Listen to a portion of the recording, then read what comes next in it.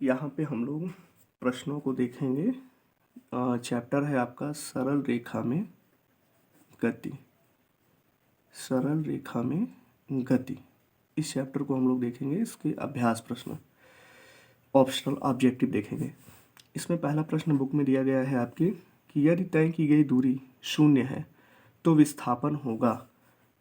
हमेशा याद रखिएगा, अगर किसी कण द्वारा चली गई दूरी शून्य है तो चूंकि दूरी शून्य है तो फिर उस स्थिति में विस्थापन भी क्या होगा, हमेशा जीरो होगा।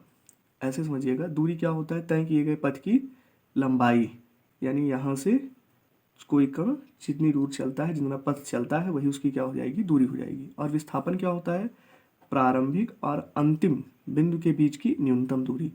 अब अगर ये कण यहीं पे था, प्रारंभिक स्थिति में था, वो चला ही नहीं, तो इसका मतलब वहीं पे तो है ना। अगर वहीं पे है तो फिर इसका मतलब प्रारंभिक और अंतिम स्थिति के बीच की दूरी क्या हो जाएगी, शून्य हो जाएगी।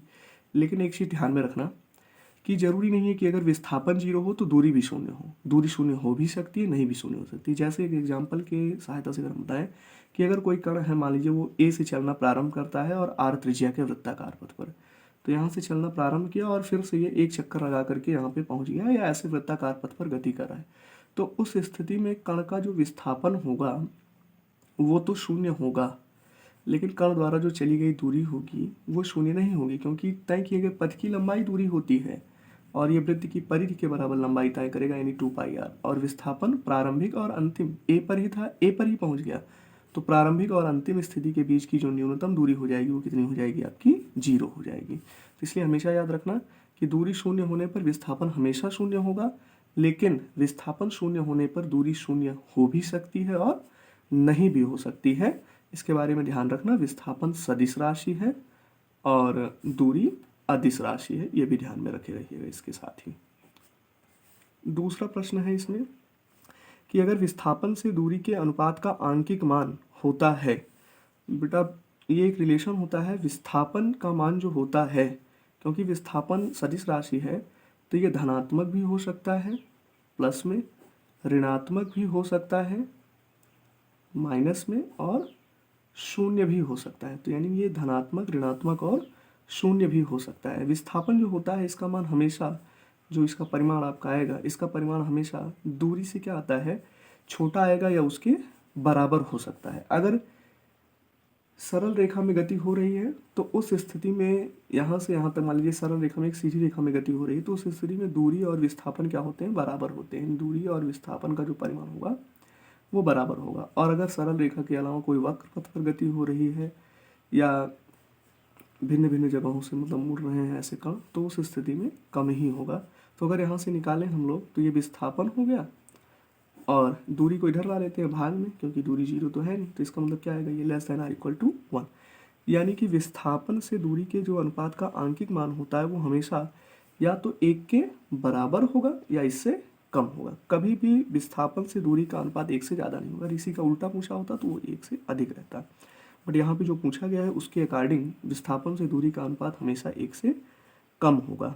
अगला प्रश्न है इसमें तीसरा, किसी कण का विस्थापन शून्य है तो तय की गई दूरी होगी। अब विस्थापन, यही जो बता रहे थे, विस्थापन शून्य होगा तो दूरी शून्य हो भी सकती है और नहीं भी हो सकती, यानी शून्य हो भी सकती है और नहीं भी हो सकती है। चौथा है आपका, वेग से चाल के अनुपात का आंकिक मान होता है। जैसे विस्थापन से दूरी का होता है वैसे वेग भी क्या है, वेग भी सदिश राशि है और सदिश राशि है, साथ साथ वेग भी आपका जो है क्या हो सकता है, धनात्मक भी हो सकता है, क्योंकि विस्थापन धनात्मक रहेगा तो वेग धनात्मक रहेगा, विस्थापन ऋणात्मक रहेगा तो वेग भी ऋणात्मक रहेगा, और विस्थापन अगर शून्य है तो वेग भी क्या होगा, शून्य होगा। सदिश राशि इसलिए इसमें दिशा भी होगा इसका और परिमाण भी होगा, दोनों होगा इसमें। यानी वेग नियत कब रहेगा, जब उसकी दिशा भी नियत रहे और उसका परिमाण भी क्या रहे, कांस्टेंट रहे, यानी एक समान वेग से। अगर किसी कण का वेग की दिशा लगातार बदल रही है तो फिर वहाँ पे वेग आप नियत नहीं मानेंगे, क्योंकि ये सदिश राशि है, धनात्मक ऋणात्मक और शून्य हो सकता है। चाल क्या होगा, चाल हमेशा क्या होगी, धनात्मक ही होगी, पॉजिटिव ही होगी। इसलिए वेग और चाल का भी रेशियो क्या होगा, 1 के बराबर हो सकता है। यानी अगर समान दिशा में है, परिमाण भी उसका नियत है, तो उस स्थिति में क्या होगा, ये 1 के बराबर हो जाएगा, अदरवाइज इसका मान भी 1 से कम रहेगा या इसके बराबर होगा। इसके बाद पांचवा प्रश्न है इसमें, करा एक कण एक समान वेग से गति करता है, कण की गति के संबंध में निम्न में से कौन सा कथन सत्य है? चाल शून्य होगी? नहीं भाई, अगर वेग एक समान वेग से गति कर रहा है तो चाल कैसे शून्य होगी? वेग है तो चाल भी होगी। इसका त्वरण शून्य होगा। हाँ, अगर कोई कण, क्योंकि त्वरण क्या पढ़े हैं, त्वरण भी एक सदिश राशि है, ये भी धनात्मक, ऋणात्मक और शून्य हो सकता है। त्वरण अगर एक समान वेग, त्वरण क्या होता है? वेग परिवर्तन की समय दर होता है त्वरण।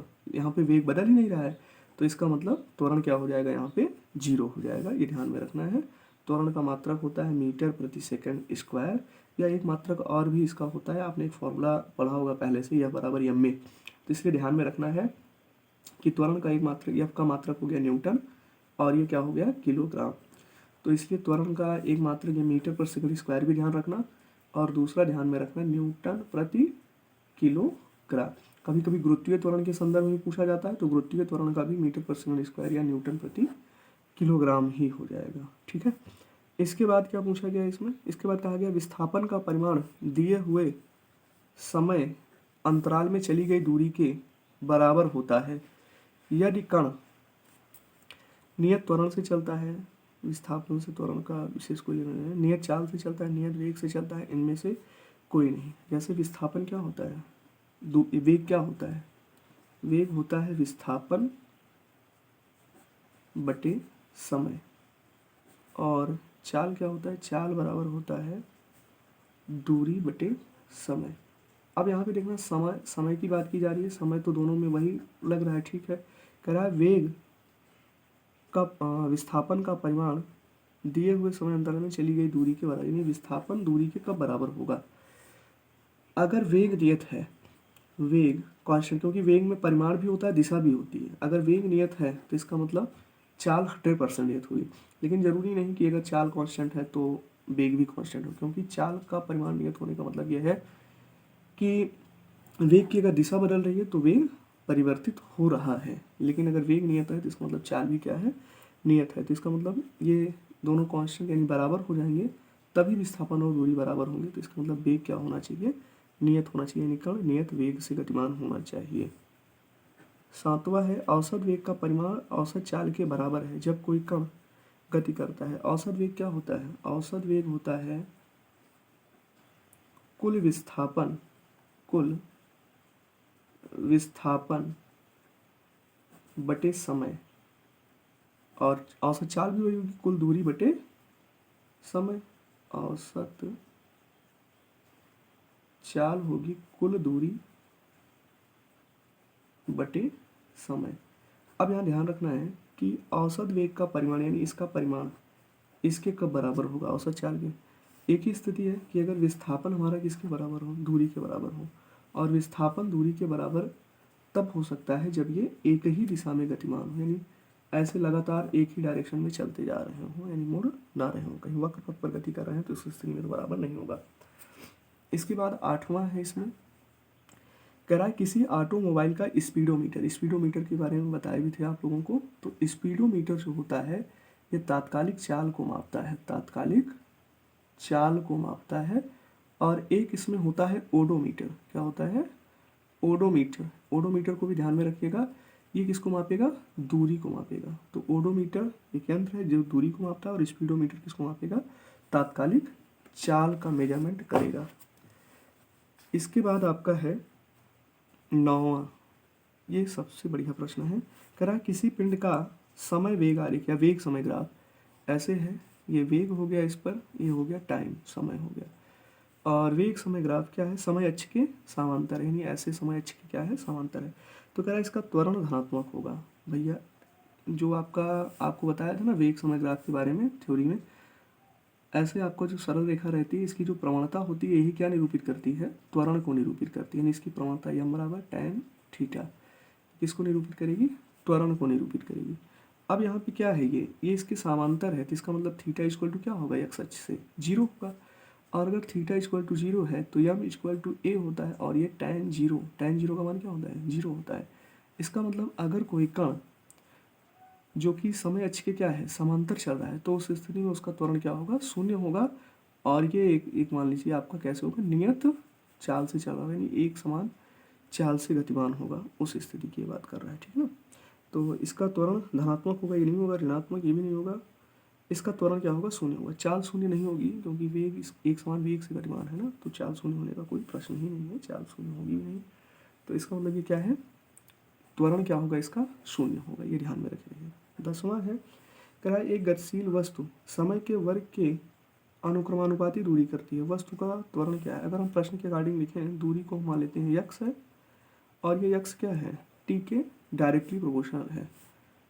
इसका मतलब अगर हम इसको लिखें तो प्रोपोर्शनलिटी का चिन्ह हटाएं तो एक कांस्टेंट आ जाएगा, मान लेते हैं के है, तो हो जाएगा के टी स्क्वायर। तो कह रहा है इसका त्वरण क्या होगा। आपको पता है कि अगर हमें विस्थापन दिया गया है और हमें त्वरण निकालना है जो कि टाइम पे डिपेंड कर रहा है, तो वेग निकालेंगे। सबसे पहले वेग क्या होता है, D D T of x होता है, तो हो जाएगा डी डी टी ऑफ के टी स्क्वायर। आपको क्या बताए थे, इसका इसके साथ मल्टीप्लाई कर देना, ये अवकलन हो जाएगा इसका, तो हो जाएगा 2k टी, 2 का k से गुणा करेंगे 2k टी, और एक पावर इसकी कम लगाएंगे तो 2k टी आ जाएगा। ये a मिल गया, हमें क्या चाहिए, त्वरण चाहिए, तो a बराबर क्या होता है, डी वी डी टी होता है। तो इसका मतलब ये हो जाएगा D D T of V यानी 2k टी, क्या बताए थे, इसका आगे का इधर गुणा कर देना है आपको, बस केवल इतना ध्यान में रखना है। तो हो जाएगा 2k, और एक कम पावर लगाएंगे तो 0 हो जाएगा, यानी यही आपका आएगा। k क्या था यहाँ पे, कांस्टेंट माने थे आप, और a का मान किसके बराबर आ गया, 2k बराबर आ गया, यानी कांस्टेंट आ गया है। तो इसका मतलब क्या हुआ कि अगर गतिशील वस्तु समय के वर्ग के अनुक्रमानुपाती दूरी तय करती है तो वस्तु का त्वरण क्या होगा, नियत होगा। इसके बाद 11वां प्रश्न है, करा मीनार की चोटी से एक वस्तु स्वतंत्रता पूर्वक, जब भी ऐसे कोई कहे स्वतंत्रता पूर्वक तो उस स्थिति में उसका प्रारंभिक वेग क्या था, शून्य था। कह रहा है n सेकेंड में वस्तु द्वारा चली गई दूरी होती है, u बराबर 0 है, t का मान कितना है, n है, n सेकेंड में, तो भैया चली गई दूरी, त्वरण क्या होगा, g होगा। अगर कोई वस्तु स्वतंत्रपूर्वक आप छोड़ते हैं, गुरुत्वीय त्वरण के अधीन वो गति करेगा, तो आपको पता है कि गति का दूसरा समीकरण क्या होता है, यस बराबर U T plus half A T square होता है। यू 0 ही है तो ये पूरा क्या हो जाएगा, 0 हो जाएगा, नीचे की ओर आ रहा है, तो इसका मतलब ये हो जाएगा हाफ ये जी और ये टी स्क्वायर, टी का मान कितना है, यन है, ये सब कांस्टेंट ही है पूरा, तो इसका मतलब S is directly proportional to N square. इसका मतलब जो एन सेकंड में वस्तु द्वारा चली गई दूरी होगी वो एन स्क्वायर की क्या होगी, अनुक्रमानुपाती होगी। इसी प्रकार से 12वां प्रश्न भी कह रहा है कि उपरोक्त प्रश्न संख्या 11 में 91 सेकंड में तय की गई दूरी अनुक्रमानुपाती है। टीवें सेकंड में चली गई दूरी क्या होता था, एनवें सेकंड में चली गई दूरी क्या होगा, ये होता था S T equal to, S T बराबर क्या होता है, U plus half A 2t minus 1 बताए थे, तो यू तो 0 ही हो गया, प्लस हाफ ये गुरुत्वीय त्वरण के अधीन गति कर रहे हैं ना स्वतंत्रपूर्वक, तो जी हो गया, और ये टी का मान कितना है, n है, 2n माइनस 1, ये इतना पूरा कांस्टेंट है। इसका मतलब इस स्थिति में 90 सेकंड में चली गई जो दूरी होगी वो डायरेक्टली प्रोपोर्शनल होगी 2n माइनस 1 के, यानी ये वाला ऑप्शन आपका करेक्ट हो जाएगा। तो ध्यान में रखना है, अगर n सेकंड में चली गई, सेम प्रश्न के लिए n सेकंड में चली गई दूरी पूछा है तो ये हो जाएगा n स्क्वायर के डायरेक्टली प्रोपोर्शनल चली गई दूरी, और अगर 90 सेकंड में पूछा गया है तो ये क्या हो जाएगा, 2n माइनस 1 करके हो जाएगा ये।